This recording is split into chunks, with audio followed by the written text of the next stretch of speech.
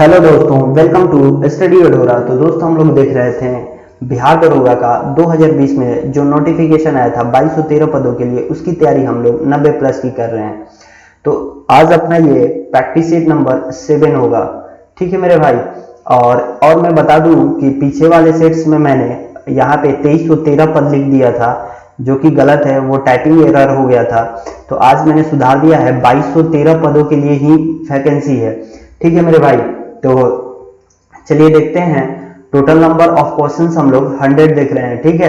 और खुद को परखना है तो 75 प्लस लाइए, और कमेंट बॉक्स में जरूर अपना कमेंट कीजिएगा कि 75 आप सही कर रहे हैं।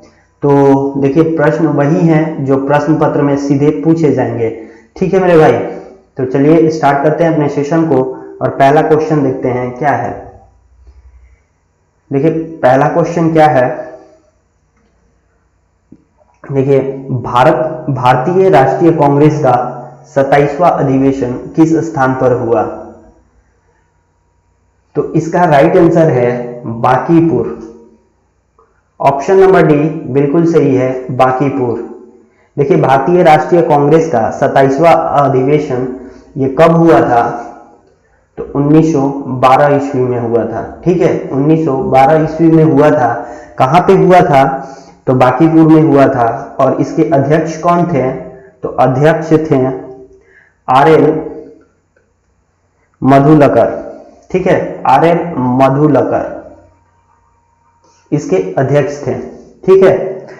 तो ये क्वेश्चन अच्छा क्वेश्चन है। चलिए नेक्स्ट क्वेश्चन देखते हैं। नेक्स्ट क्वेश्चन क्या है।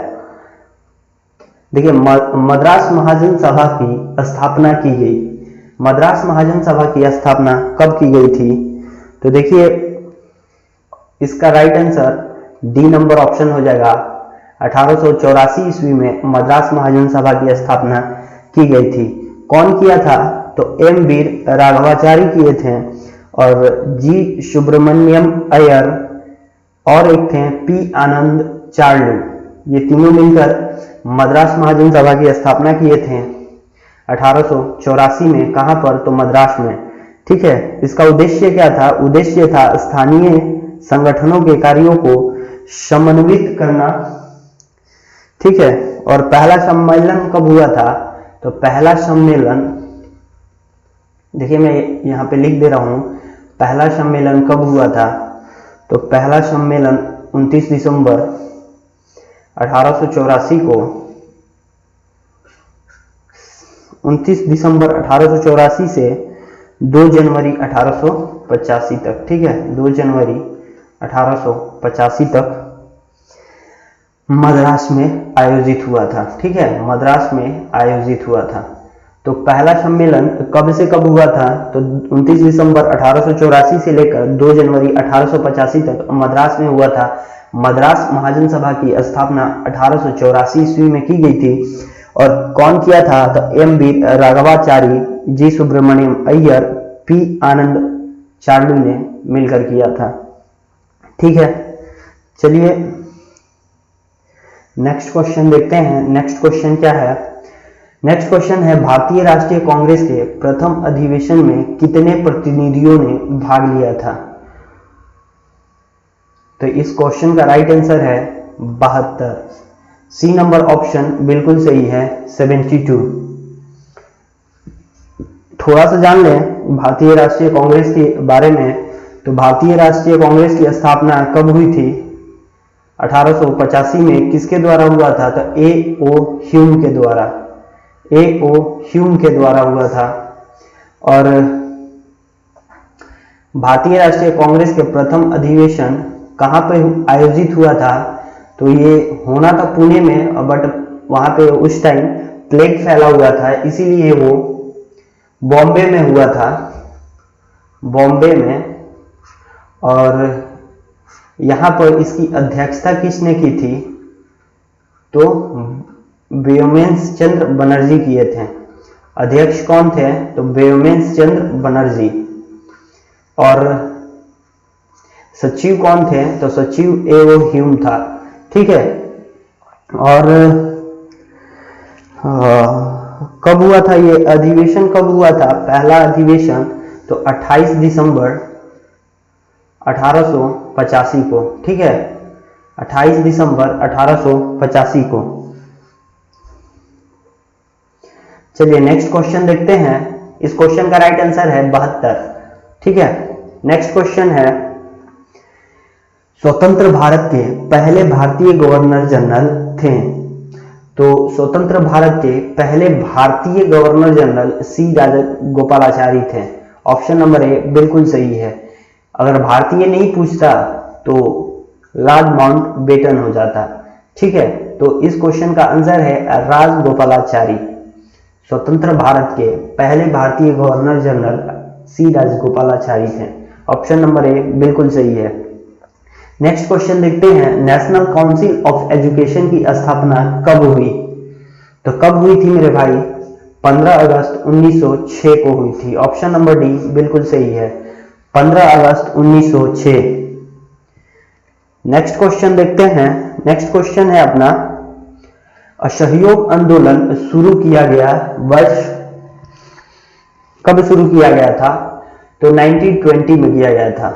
ऑप्शन नंबर बी बिल्कुल सही है, 1920 में नागपुर अधिवेशन में इसको पारित किया गया था, ठीक है। 1920 में असहयोग आंदोलन की शुरुआत की गई थी, ठीक है। चलिए नेक्स्ट क्वेश्चन देखते हैं। नेक्स्ट क्वेश्चन है अपना, मॉन्टेग्यू चेम्सफोर्ड की रिपोर्ट किसके आधार पर बनी थी? देखिएगा, भारतीय परिषद अधिनियम 1909 का आधार बनी नहीं, भारत सरकार अधिनियम 1919 का आधार बनी। ऑप्शन नंबर सी बिल्कुल सही है। ऑप्शन नंबर सी बिल्कुल सही है। देखिए, भारत सरकार अधिनियम 1919 का आधार बनी थी, मॉन्टेग्यू चेम्सफोर्ड की रिपोर्ट। चलिए नेक्स्ट क्वेश्चन देखते हैं। नेक्स्ट क्वेश्चन है अपना, शेरे पंजाब के नाम से इनमें से कौन मशहूर थे? शेरे पंजाब के नाम से इनमें से कौन मशहूर थे? तो ऑप्शन नंबर सी बिल्कुल सही है, लाला लाजपत राय शेरे पंजाब के नाम से मशहूर थे। ऑप्शन नंबर सी बिल्कुल सही है। चलिए नेक्स्ट देखते हैं। नेक्स्ट क्वेश्चन है, गांधी इरविन समझौता हुआ था, कब हुआ था भाई? तो गांधी इरविन समझौता 1931 में हुआ था। ऑप्शन नंबर बी बिल्कुल सही है, 1931 में हुआ था, ठीक है। गांधी इरविन समझौता को दिल्ली समझौता के नाम से भी जाना जाता है, याद रखिएगा, दिल्ली समझौता के नाम से भी जाना जाता है।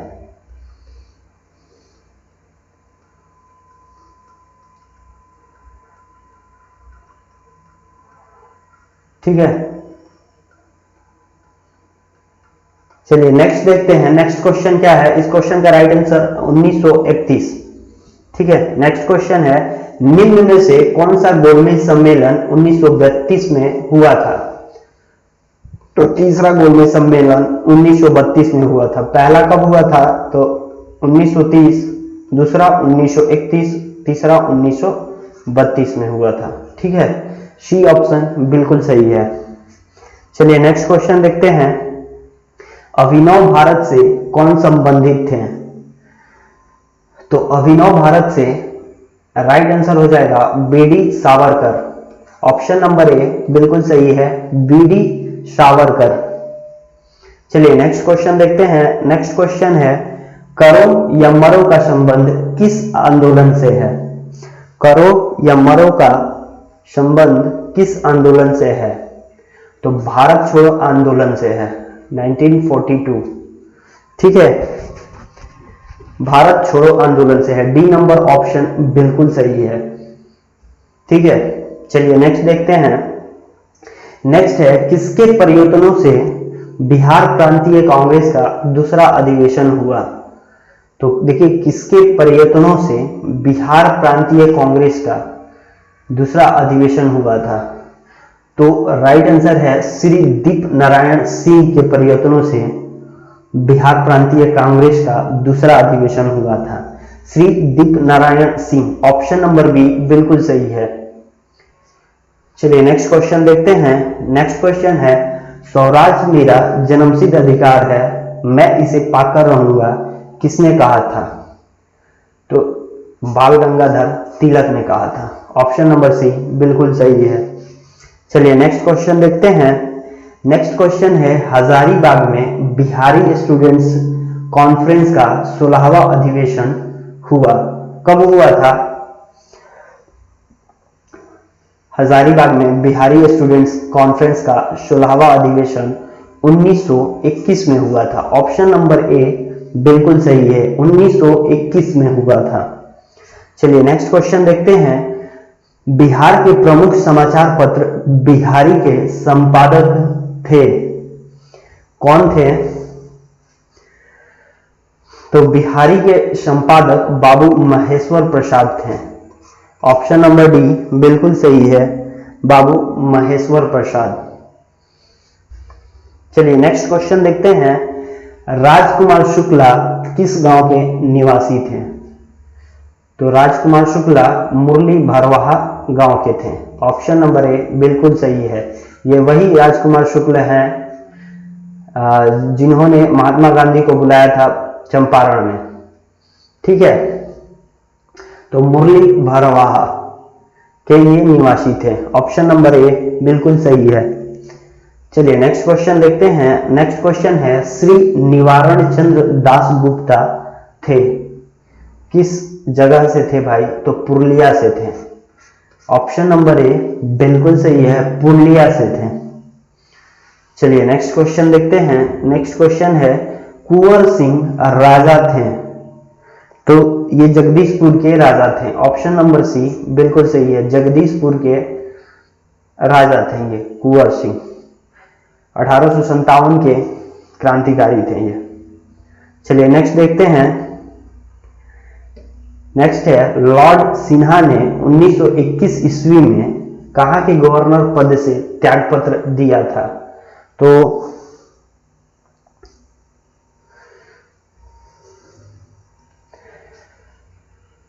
इस क्वेश्चन का राइट आंसर हो जाएगा Bihar Orissa. Option number A बिल्कुल सही है, लॉर्ड सिन्हा ने 1921 ईस्वी में बिहार उड़ीसा के गवर्नर पद से त्यागपत्र दे दिया था। ऑप्शन नंबर ए बिल्कुल सही है। नेक्स्ट क्वेश्चन देखते हैं। सीडीपी एवं एनईएस के पुनर्गठन के लिए, देखिए सीडीपी का मतलब होता है कम्युनिटी डेवलपमेंट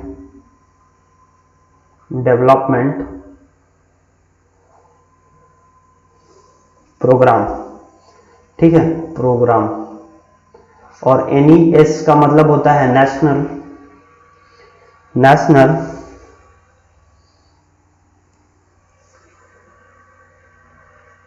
एक्सटेंशन सर्विसेज। ठीक है, तो नेशनल एक्सटेंशन सर्विसेज के पुनर्गठन के लिए 1957 में एनडीसी द्वारा स्थापित समिति का नाम बताएं, जिसने ग्रामीण स्थानीय सरकार की त्रिस्तरीय प्रणाली का सुझाव दिया था। तो वो कौन सा समिति था? तो बलवंत राय मेहता समिति था। ऑप्शन नंबर ए बिल्कुल सही है, बलवंत राय मेहता समिति। ठीक है, चलिए नेक्स्ट क्वेश्चन देखते हैं। नेक्स्ट क्वेश्चन है, अशोक मेहता समिति ने निम्नलिखित की सिफारिश की, किसकी सिफारिश की थी? तो पंचायती राज की द्विस्तरीय सरकार की सिफारिश की थी। ऑप्शन नंबर बी बिल्कुल सही है, पंचायती राज की द्विस्तरीय सरकार की सिफारिश की थी अशोक मेहता समिति ने। ठीक है, नेक्स्ट क्वेश्चन देखते हैं। नेक्स्ट क्वेश्चन है, चल योजना के बारे में निम्नलिखित पर विचार करें। तो चालू वर्ष के लिए एक योजना जिसमें वार्षिक बजट शामिल होता है। दूसरा है एक योजना जो 3, 4 या 5 वर्षों के लिए निर्धारित होती है। तीसरा है यह अर्थव्यवस्था की आवश्यकता अनुसार प्रति वर्ष संशोधित होती है। 10, 15 अथवा 20 वर्षों के लिए एक सापेक्ष योजना। कौन से सही है? देखिए अपना आंसर अपने नोटबुक में लिख लीजिएगा। मैं यहाँ पहले आपको बताता हूँ चल योजना है क्या, उसके बाद फिर इस क्वेश्चन का आंसर दिया जाएगा। ठीक है, देखिए जनता पार्टी की सरकार ने 5वीं पंचवर्षीय योजना को उसकी अवधि के 1 वर्ष पूर्व ही अर्थात 4 वर्ष में ही समाप्त करके 1 अप्रैल 1978 से एक नई योजना प्रारंभ कर दी। इस योजना को चल योजना या अनवर्त योजना के नाम से जाना जाता है। ठीक है, इस योजना के तहत चालू वर्ष के लिए एक योजना होती है जिसमें वार्षिक बजट शामिल होता है। यह अर्थव्यवस्था की आवश्यकता अनुसार प्रति वर्ष संशोधित होती है। तो चल योजना यही था। देखिए चल योजना में अब पढ़ लीजिए स्टेटमेंट में क्या क्या है। चालू वर्ष के लिए ये योजना जिसमें वार्षिक बजट शामिल होता है, ये ऑप्शन बिल्कुल सही है। ठीक है, दूसरा देखिए एक योजना जो 3, 4 या 5 वर्षों के लिए निर्धारित होती है, ये गलत है। ठीक है, ये तीसरा देखिए यह अर्थव्यवस्था की आवश्यकता अनुसार प्रति वर्ष संशोधित होती है, बिल्कुल सही है, यह प्रति वर्ष संशोधित होती है। देखिए चौथा है 10, 15 अथवा 20 वर्षों के लिए एक सापेक्ष योजना, ये गलत हो गया मेरे भाई। तो कौन सा ऑप्शन सही है? 1 और 3। तो ऑप्शन नंबर बी करेक्ट हो जाएगा, 1 तथा 3 सही है। ठीक है, चलिए नेक्स्ट क्वेश्चन देखते हैं। नेक्स्ट क्वेश्चन है भारत में योजना आयोग की स्थापना किस वर्ष हुई थी? तो योजना आयोग की स्थापना 1950 ईस्वी में हुई थी। ऑप्शन नंबर ए बिल्कुल सही है, 1950 ईस्वी। चलिए नेक्स्ट क्वेश्चन देखते हैं। नेक्स्ट क्वेश्चन है पटना अंतर्राष्ट्रीय हवाई अड्डा निम्नलिखित से सीधे जुड़ा हुआ है।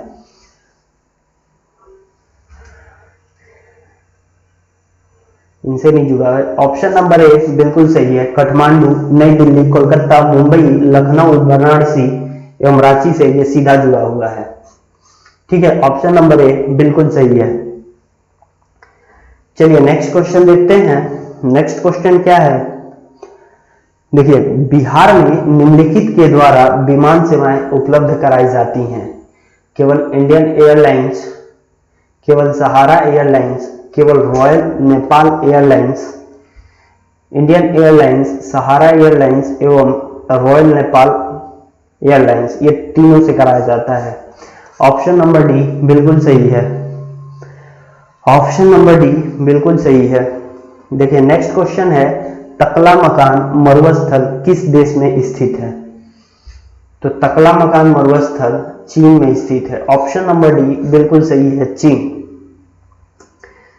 देखिए यहाँ तकला मकान मरुस्थल चीन में 38 डिग्री उत्तरी अक्षांश से 41 डिग्री उत्तरी अक्षांश और 78 डिग्री पूर्वी देशांतर से 88 डिग्री पूर्वी देशांतर के मध्य तारिम बेसिन में स्थित है। तारिम बेसिन में स्थित है। ठीक है, इसके उत्तर में श्यानशान पर्वत और दक्षिण में कुनलुन पर्वत, इसकी औसत ऊंचाई 600 मीटर है। यह मरुस्थल लगभग 3,20,000 वर्ग किलोमीटर क्षेत्र में विस्तृत है। इस मरुस्थल में बालुका स्तूपों के निरंतर बदलते रहने का स्वरूप दिखाई देता है। ठीक है मेरे भाई, तो तकला मकान मरुस्थल चीन में स्थित है। ठीक है, ऑप्शन नंबर डी बिल्कुल सही है। नेक्स्ट क्वेश्चन देखते हैं। हिंद महासागर और लाल सागर को कौन सी जल संधि जोड़ती है? जल संधि है जोड़ती है। तो ऑप्शन नंबर ए बाब अल मंदेव। बाब अल मंदेव हिंद महासागर और लाल सागर को जोड़ती है। ठीक है, ऑप्शन नंबर ए बिल्कुल सही है। चलिए नेक्स्ट क्वेश्चन देखते हैं। 90 ईस्ट रिज कहां पर स्थित है? तो ये हिंद महासागर में स्थित है। ऑप्शन नंबर बी बिल्कुल सही है, हिंद महासागर। चलिए नेक्स्ट क्वेश्चन देखते हैं। सौर विकिरण निम्न में से किस परास में दिखता है? रेंज क्या है? ठीक है, रेंज क्या है सौर विकिरण? तो 400 to 700 नैनोमीटर। ठीक है, 400 to 700। बी नंबर ऑप्शन बिल्कुल सही है। ठीक है, बी नंबर ऑप्शन बिल्कुल सही है। चलिए नेक्स्ट क्वेश्चन देखते हैं। नेक्स्ट है पौधे जो नमक युक्त मिट्टी में उगते हैं को क्या कहते हैं? तो हेलोफाइट कहते हैं। ऑप्शन नंबर सी बिल्कुल सही है, हेलोफाइट। पौधे जो नमक युक्त मिट्टी में उगते हैं उसको हेलोफाइट कहते हैं। ठीक है, हेलोफाइट। नेक्स्ट क्वेश्चन है, पर्यावरण किससे बनता है? तो पर्यावरण जीवीय घटकों से, भू आकृतिक घटकों से, अजैव घटकों से, सारे से बनता है। उपयुक्त सभी। ऑप्शन नंबर डी बिल्कुल सही है, उपयुक्त सभी। चलिए नेक्स्ट क्वेश्चन देखते हैं, संवहनी पौधों में पानी ऊपर किससे जाता है? तो जाइलम टिश्यू से जाता है। ऑप्शन नंबर डी बिल्कुल सही है, जाइलम टिश्यू। ठीक है, नेक्स्ट क्वेश्चन देखते हैं। नेक्स्ट क्वेश्चन है, पौधों का कौन सा भाग फूल बनने का उद्दीपन ग्रहण करता है? तो पौधों का कौन सा भाग फूल बनने का उद्दीपन ग्रहण करता है? तो पर्ण करता है। ऑप्शन नंबर सी बिल्कुल सही है, पर्ण। ठीक है, पर्ण। नेक्स्ट देखते हैं, नेक्स्ट है, खनिज क्या है? द्रव, अकार्बनिक, ठोस, गैस, ये सारे होते हैं। मिनरल्स, ये सारे हैं। उपयुक्त सभी। ऑप्शन नंबर डी बिल्कुल सही है। चलिए नेक्स्ट क्वेश्चन देखते हैं। नेक्स्ट क्वेश्चन है, सहज प्रणाली का परिवर्धन निम्नलिखित में से कौन सा है? तो सहज प्रणाली का परिवर्धन प्रणाली की स्वपोषी क्रिया है। ऑप्शन नंबर सी बिल्कुल सही है, प्रणाली की स्वपोषी क्रिया। ठीक है, नेक्स्ट देखते हैं। नेक्स्ट क्या है, जीनेटिक्स निम्न में से किसका अध्ययन है? तो जीनेटिक्स आनुवांशिकता और विचरण का अध्ययन है। ऑप्शन नंबर डी बिल्कुल सही है, आनुवांशिकता और विचरण का। नेक्स्ट क्वेश्चन देखते हैं। नेक्स्ट क्वेश्चन है, मेंडेल के आनुवांशिकता का सिद्धांत किस पर आधारित है? तो मेंडेल के आनुवांशिकता का सिद्धांत लैंगिक जनन पर आधारित है, लैंगिक जनन पर आधारित है। ऑप्शन नंबर सी बिल्कुल सही है, लैंगिक जनन। चलिए नेक्स्ट क्वेश्चन देखते हैं। नेक्स्ट क्वेश्चन है, मेंडेल के आनुवांशिकता का सिद्धांत किस पर आधारित है? वही क्वेश्चन फिर से रिपीट हो गया। नेक्स्ट क्वेश्चन देखते हैं, भ्रूण किसमें मिलता है? भ्रूण किसमें मिलता है? तो भ्रूण बीज में मिलता है। ऑप्शन नंबर सी बिल्कुल सही है, बीज। ठीक है, बीज में मिलता है। नेक्स्ट क्वेश्चन देखते हैं। नेक्स्ट क्वेश्चन है, दुमटी या लोम मिट्टी, दुमटी मिट्टी में मिट्टी का कौन सा कण मिलता है? तो इस क्वेश्चन का राइट आंसर हो जाएगा बालू कण, चिकना कण, पांसु कण, सभी प्रकार के कण इस मिट्टी में मिलते हैं। ठीक है, दुमटी मिट्टी में सभी प्रकार के कण मिलते हैं। चलिए नेक्स्ट क्वेश्चन है। नेक्स्ट क्वेश्चन देखते हैं, एक ही प्रकार का परमाणु निम्न में से किसमें मिलता है? देखिए भाई, एक ही प्रकार का परमाणु निम्न में से किसमें मिलता है?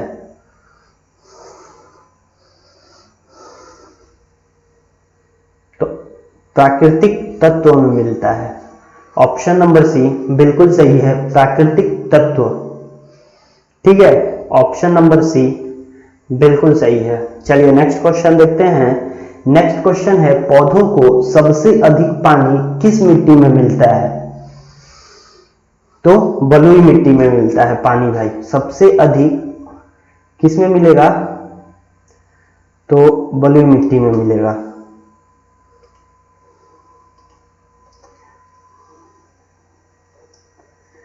ऑप्शन नंबर सी बिल्कुल सही है, बलुई मिट्टी। चलिए नेक्स्ट क्वेश्चन देखते हैं।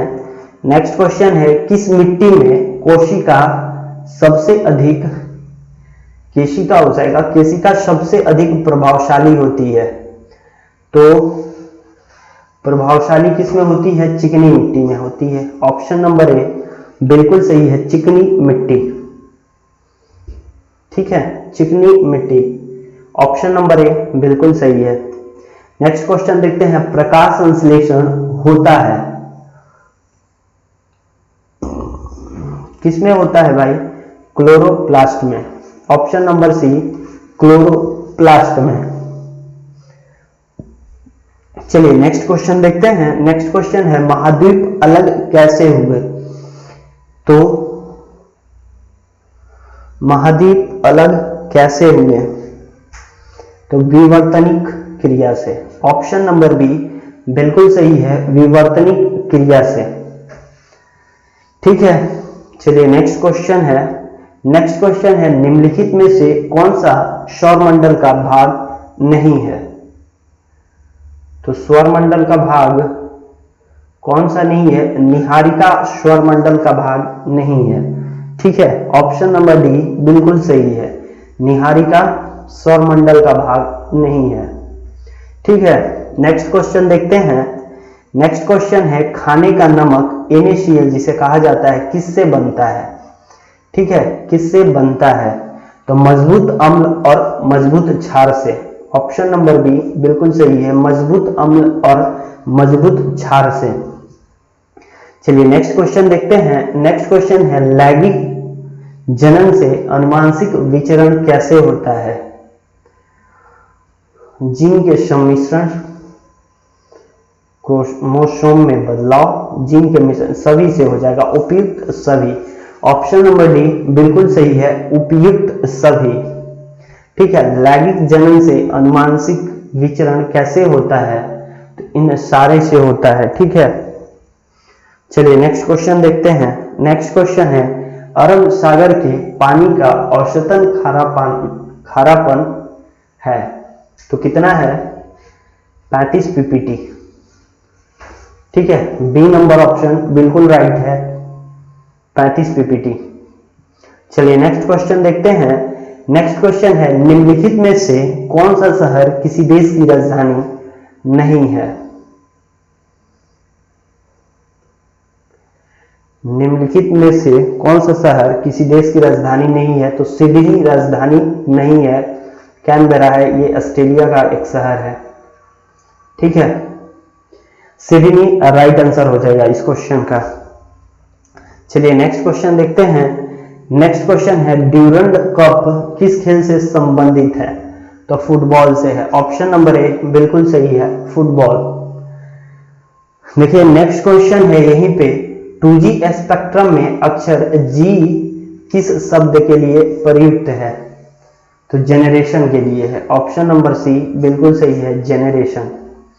ठीक है, नेक्स्ट क्वेश्चन देखते हैं। नेक्स्ट क्वेश्चन है, राज्यसभा में होते हैं, राज्यसभा में कितने सदस्य हैं? तो 250 सदस्य, जिनमें से 12 सदस्य भारत के राष्ट्रपति द्वारा मनोनीत किए जाते हैं। ऑप्शन नंबर सी बिल्कुल सही है, राज्यसभा में 250 सदस्य, जिनमें से 12 सदस्य भारत के राष्ट्रपति द्वारा मनोनीत किए जाते हैं।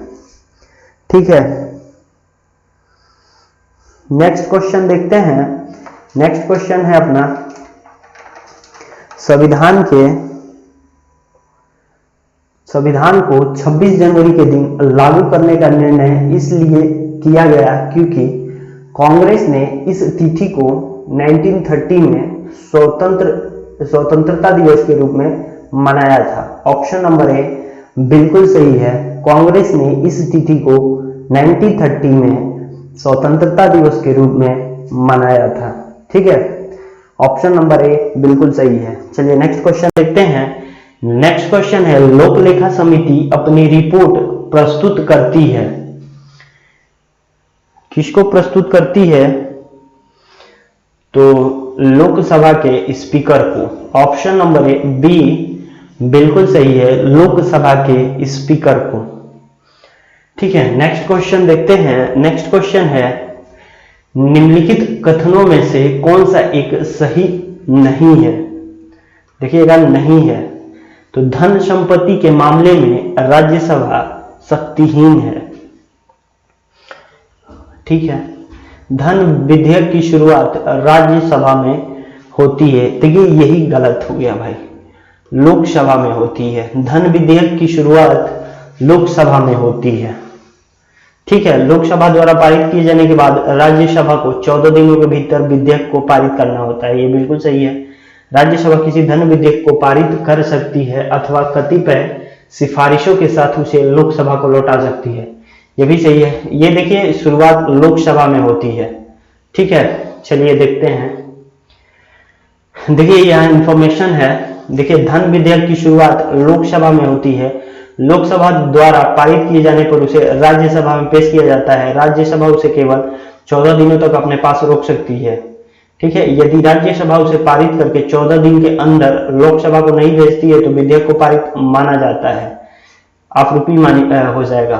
ठीक है, जिस रूप में लोकसभा ने पारित किया था, अनुच्छेद 110 के अनुसार धन विधेयक को राष्ट्रपति की सहमति से लोकसभा में पेश किया जाता है। कोई विधेयक धन विधेयक है अथवा नहीं, इसका निर्णय लोकसभा अध्यक्ष करता है। ठीक है, राज्यसभा लोकसभा द्वारा पारित धन विधेयक में संशोधन नहीं कर सकती, लेकिन उनके संबंध में अपनी सिफारिश दे सकती है। ठीक है, धन विधेयक पर राष्ट्रपति अपनी सहमति देने के लिए बाध्य है तथा उसे पुनर्विचार हेतु नहीं लौटा सकता है। इतना बात ध्यान रखिएगा धन विधेयक से। चलिए नेक्स्ट क्वेश्चन देखते हैं। नेक्स्ट क्वेश्चन क्या है? नेक्स्ट क्वेश्चन है अपना, भारतीय संविधान द्वारा प्रदत्त निम्न में से कौन सा अधिकार गैर नागरिकों को भी उपलब्ध है? तो संवैधानिक निराकरण का अधिकार, निराकरण का अधिकार। ठीक है, संवैधानिक निराकरण का अधिकार यह गैर नागरिकों को भी उपलब्ध है। चलिए नेक्स्ट क्वेश्चन देखते हैं। नेक्स्ट क्वेश्चन है अपना, राष्ट्रीय सुरक्षा समिति का प्रधान कौन होता है? तो राष्ट्रीय सुरक्षा समिति का प्रधान प्रधानमंत्री होता है। ठीक है,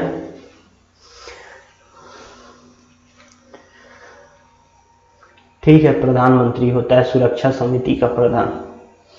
किस अनुच्छेद के अनुसार भारत के राष्ट्रपति द्वारा राष्ट्रीय आपातकाल की घोषणा की जा सकती है?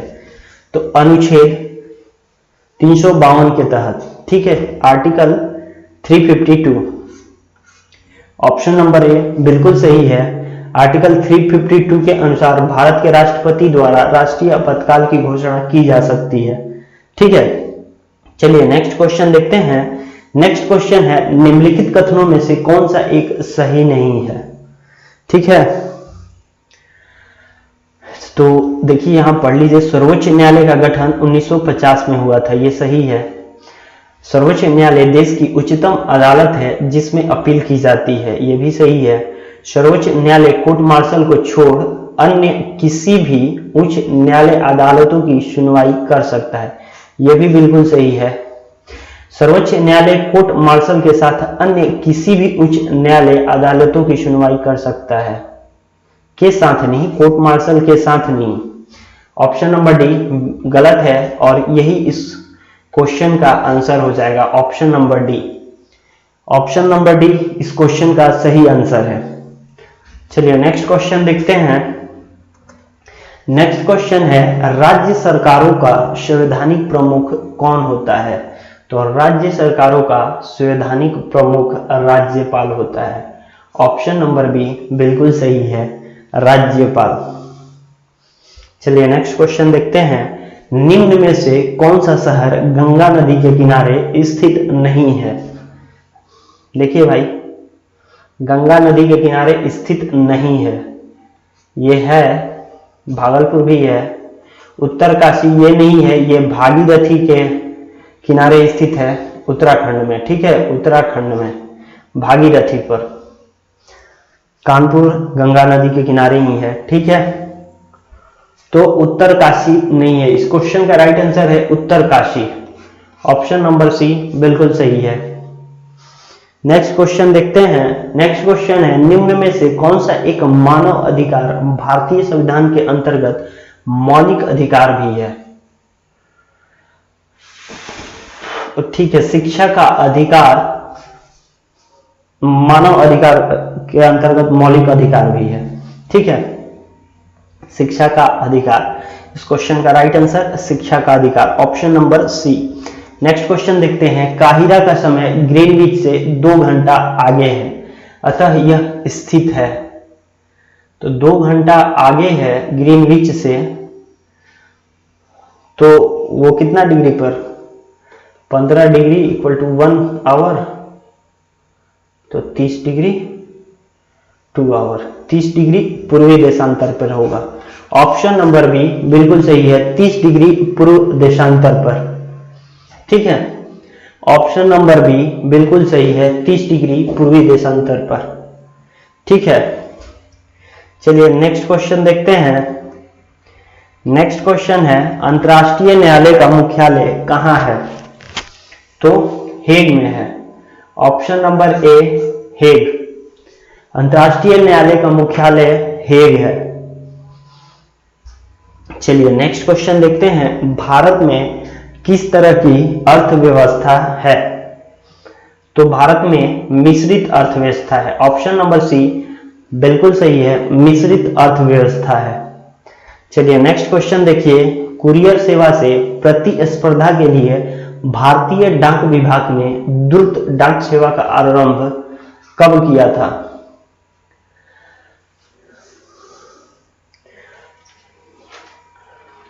तो इस क्वेश्चन का राइट आंसर है 1986। ऑप्शन नंबर डी बिल्कुल सही है, 1986। ठीक है, चलिए नेक्स्ट क्वेश्चन देखते हैं। नेक्स्ट क्वेश्चन है, कौन सा दिन डायबिटीज दिवस के रूप में मनाया जाता है? तो डायबिटीज दिवस के रूप में 14 नवंबर को मनाया जाता है। ठीक है, 14 नवंबर। ठीक है, नेक्स्ट क्वेश्चन देखते हैं, मनुष्य के शरीर में पैर की हड्डी ठोस खोखली होती है। ऑप्शन नंबर ए बिल्कुल सही है, खोखली होती है। मनुष्य के शरीर में पैर की हड्डी खोखली होती है। नेक्स्ट क्वेश्चन देखते हैं, निम्नलिखित में से कौन सा शहर राष्ट्रीय राजमार्ग 2 पर स्थित नहीं है? NH2 पर स्थित नहीं है। देखिए भाई, औरंगाबाद, सासाराम, मोहनिया, पटना, देखिए ये सब है, ये पटना नहीं है 2 पर। ऑप्शन नंबर डी इस क्वेश्चन का बिल्कुल राइट आंसर होगा, ऑप्शन नंबर डी। ठीक है, नेक्स्ट क्वेश्चन देखते हैं। नेक्स्ट क्वेश्चन है, कांग्रेस ने स्वराज्य प्रस्ताव वर्ष 1905 में पारित किया। देखिए, कांग्रेस ने स्वराज्य प्रस्ताव वर्ष 1905 में पारित किया। प्रस्ताव का उद्देश्य था, क्या था?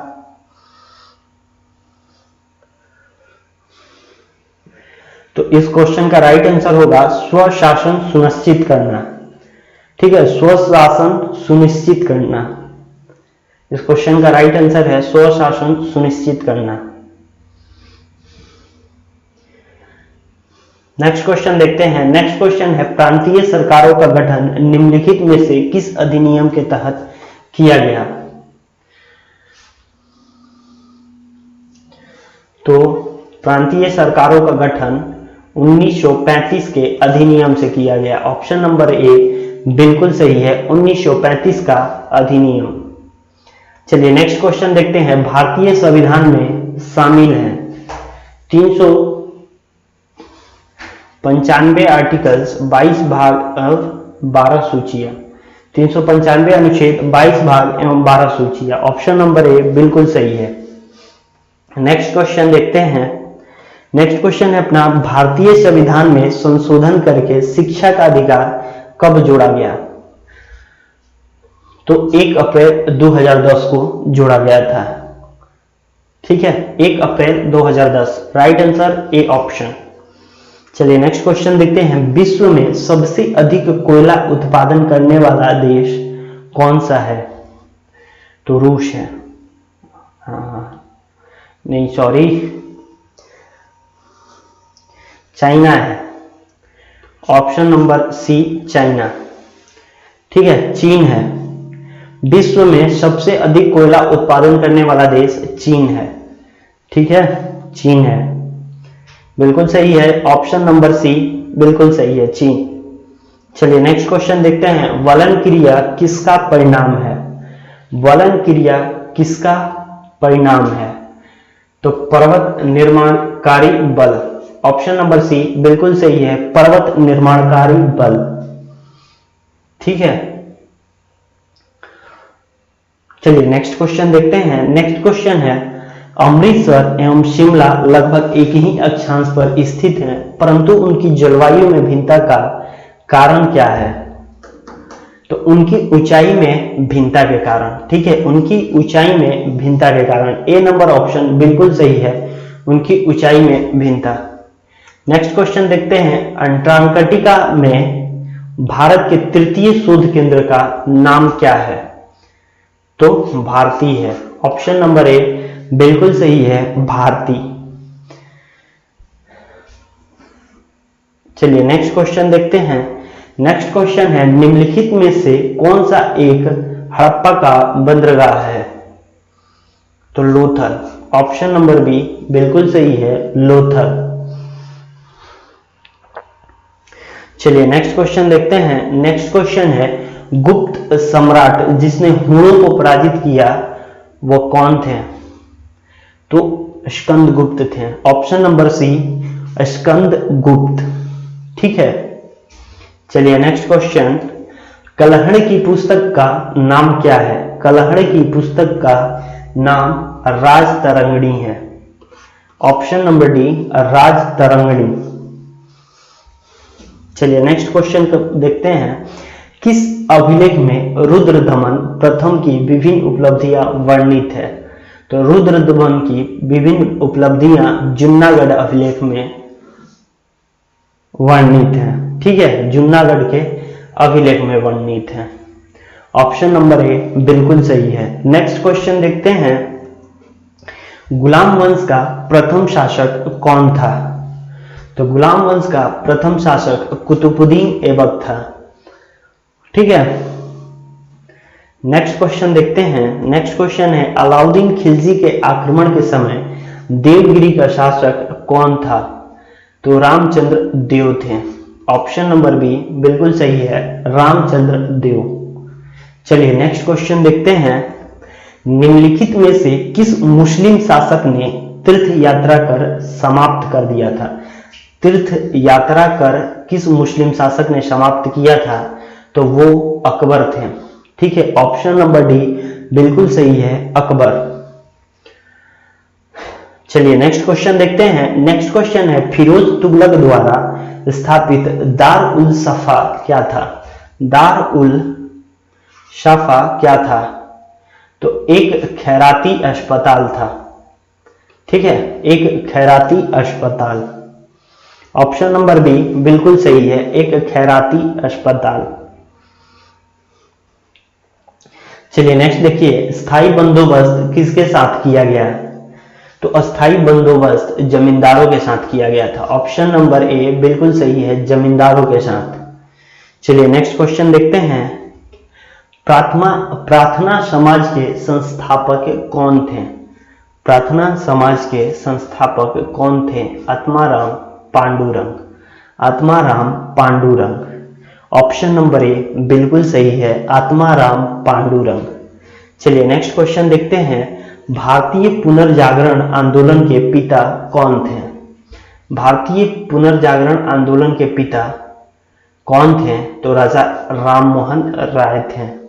ऑप्शन नंबर डी बिल्कुल सही है, राजा राममोहन राय। देखिए भाई, ये क्वेश्चंस रिपीट होने लगे हैं तो याद रखिएगा। चलिए नेक्स्ट क्वेश्चन देखते हैं। नेक्स्ट क्वेश्चन क्या है, स्वराज दल की स्थापना किसने की? तो स्वराज दल की स्थापना चित्तरंजन दास एवं मोतीलाल नेहरू ने की थी। ठीक है, ऑप्शन नंबर डी बिल्कुल सही है, चित्तरंजन दास एवं मोतीलाल नेहरू।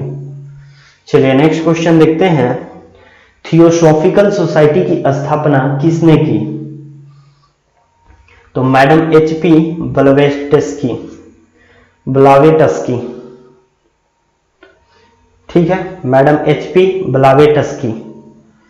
ठीक है, ऑप्शन नंबर ए बिल्कुल सही है, थियोसॉफिकल सोसाइटी की स्थापना इन्होंने की थी। ठीक है, नेक्स्ट क्वेश्चन है, निम्नलिखित में से कौन सी पुस्तक बाल गंगाधर तिलक ने लिखी है? तो गीता रहस्य, बी नंबर ऑप्शन बिल्कुल सही है, गीता रहस्य। ठीक है, नेक्स्ट क्वेश्चन है, तब तक कोई प्रतिक्रिया नहीं होती है जब भाप गुजरती है ऊपर से। तो एल्युमिनियम के ऊपर से जब भाप गुजरती है तब कोई प्रतिक्रिया नहीं होती है। ठीक है,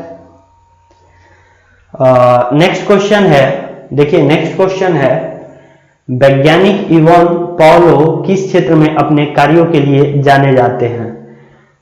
तो इस क्वेश्चन का राइट आंसर है प्रायोगिक मनोविज्ञान।